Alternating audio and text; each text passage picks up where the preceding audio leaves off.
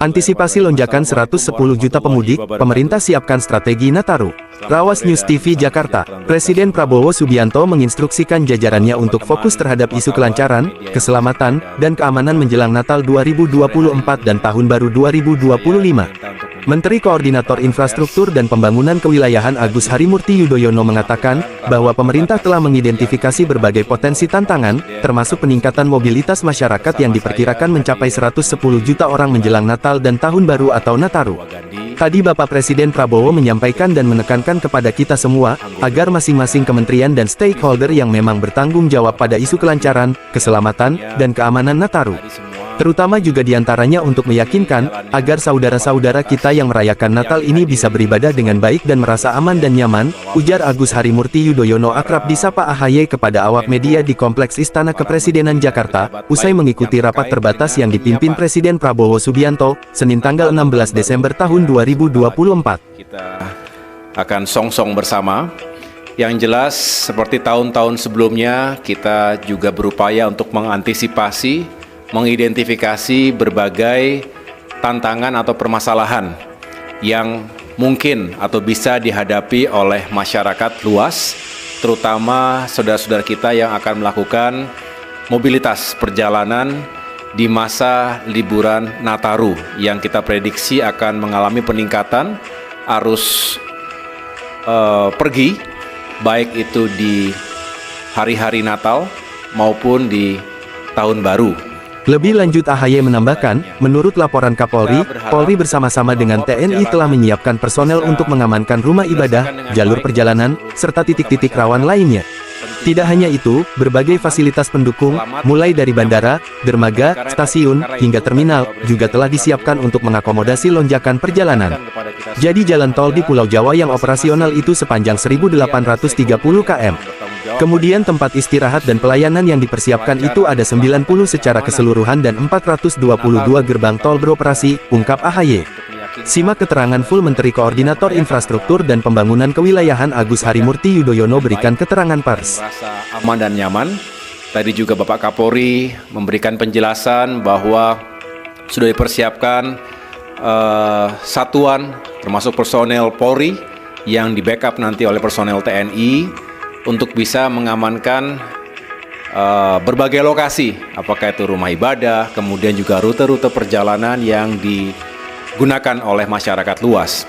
Dari Menteri Perhubungan tadi juga sudah menjelaskan, melaporkan bahwa berbagai moda transportasi, baik darat, laut, udara maupun kereta api, ini juga sudah dipersiapkan sarananya, termasuk prasarana pendukungnya, apakah bandara, dermaga, stasiun, terminal, dan lain sebagainya. Ini benar-benar bisa mengakomodasi diperkirakan 110 juta masyarakat yang akan melakukan mobilitas, baik antar daerah maupun di dalam provinsi yang sama.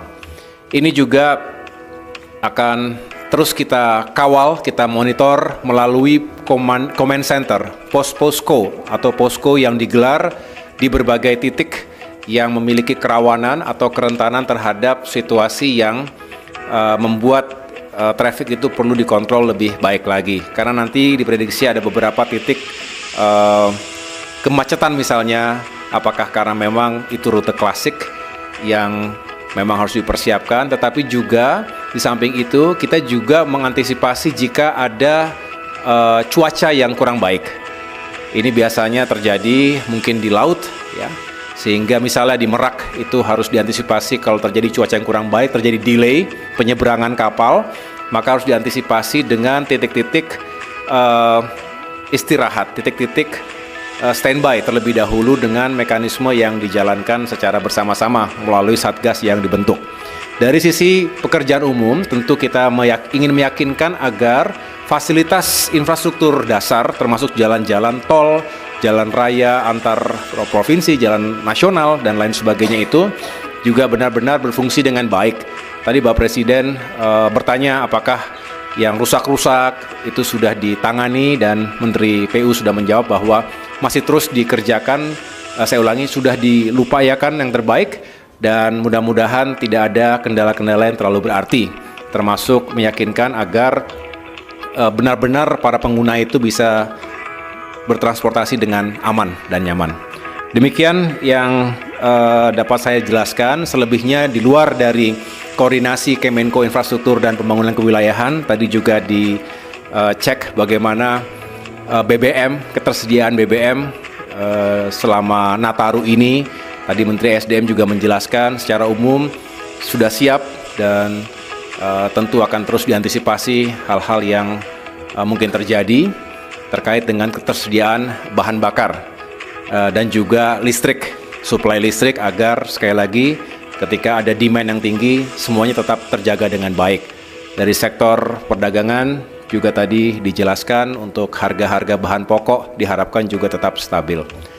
Demikian yang dapat saya sampaikan terkait dengan hasil ratas terkait dengan Nataru tadi.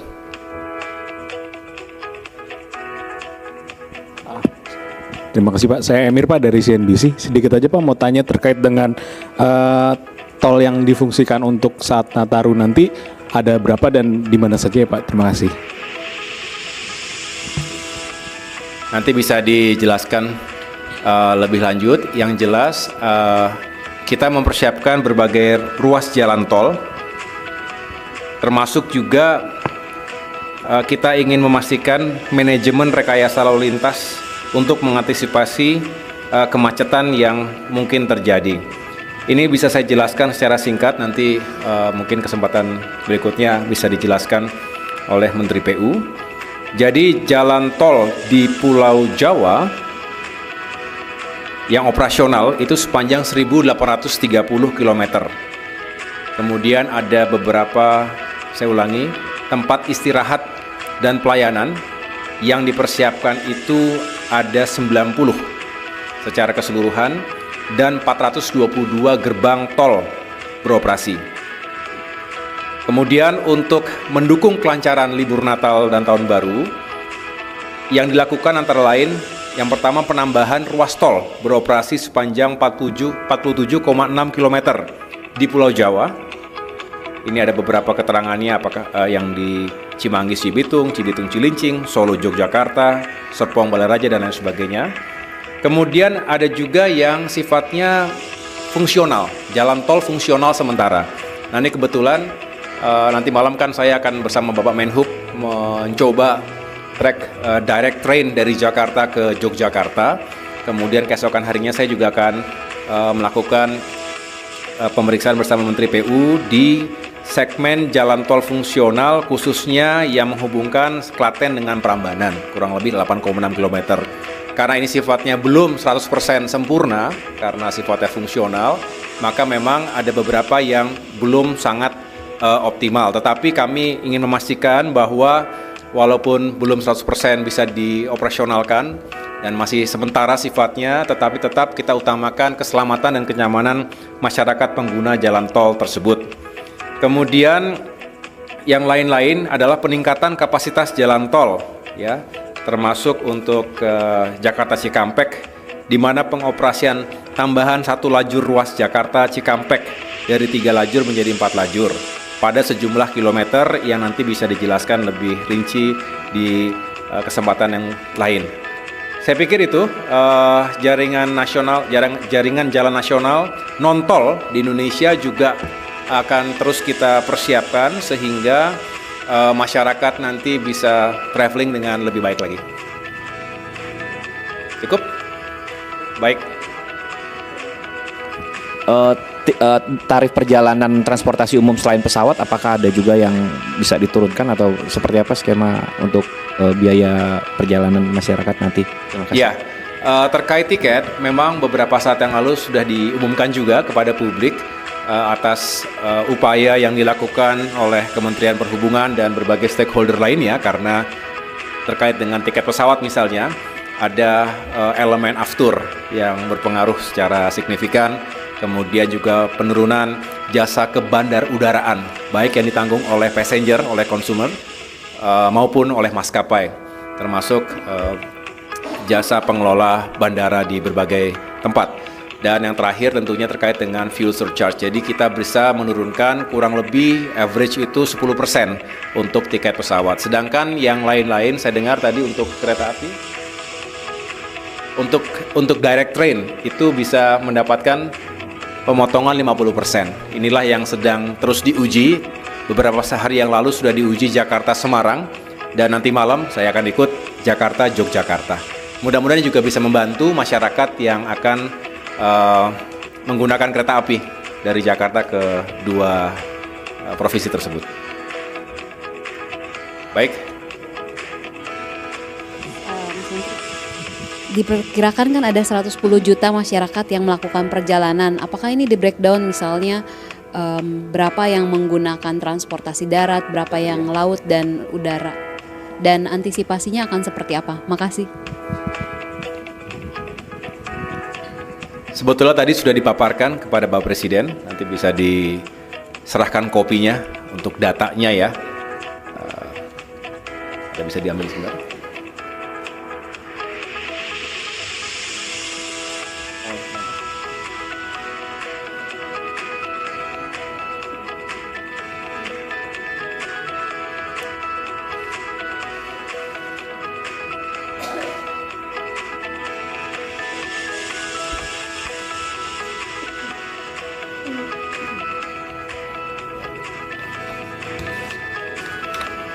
Baik, saya coba menjelaskan. Jumlah pemudik yang kami survei itu kurang lebih yang akan melakukan perjalanan adalah sebanyak 110,6 juta. Kami memang terdiri dari beberapa moda transportasi. Di antaranya adalah moda transportasi udara yang masih tergolong banyak, sekitar 8,2 juta. Kemudian transportasi kereta api 6,8 juta. Penyeberangan, terminal atau ke darat itu 2,5 juta, penyeberangan 1,6 juta dan pelabuhan 1,3 juta. Untuk detailnya nanti akan kami sampaikan juga kepada media mengenai jumlah yang akan digunakan oleh para mengenai moda transportasi yang akan digunakan oleh para pemudik. Kurang lebih demikian untuk penjelasannya.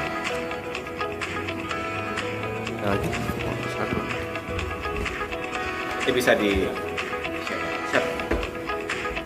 cukup ya, Bapak Ibu sekalian. Sedikit menambahkan aja Pak, tadi Bapak kan sudah menjelaskan soal adanya stimulus di bidang udara ya Pak, transportasi udara dan kereta gitu. Kalau untuk transportasi lain seperti di sektor transportasi laut misalnya penyeberangan feri dan perjalanan di jalan tol gitu, atau itu juga apakah akan ada stimulus serupa Pak gitu? Masih harga yang sama ya.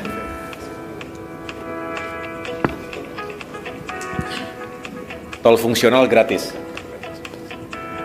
Ada program-program kemarin juga kan, program-program yang mudik gratis. Ada beberapa program juga mudik gratis misalnya yang bisa diikuti oleh masyarakat dengan sejumlah rute yang bisa juga dijelaskan nanti pada kesempatan berikutnya oleh Menteri Perhubungan langsung. Oke, terima kasih teman-teman. Mudah-mudahan Nataru bisa berjalan dengan lancar dan kita semua diberikan keselamatan dalam melakukan perjalanan dan meningkatkan ekonomi secara bersamaan. Terima kasih. Wassalamualaikum warahmatullahi wabarakatuh.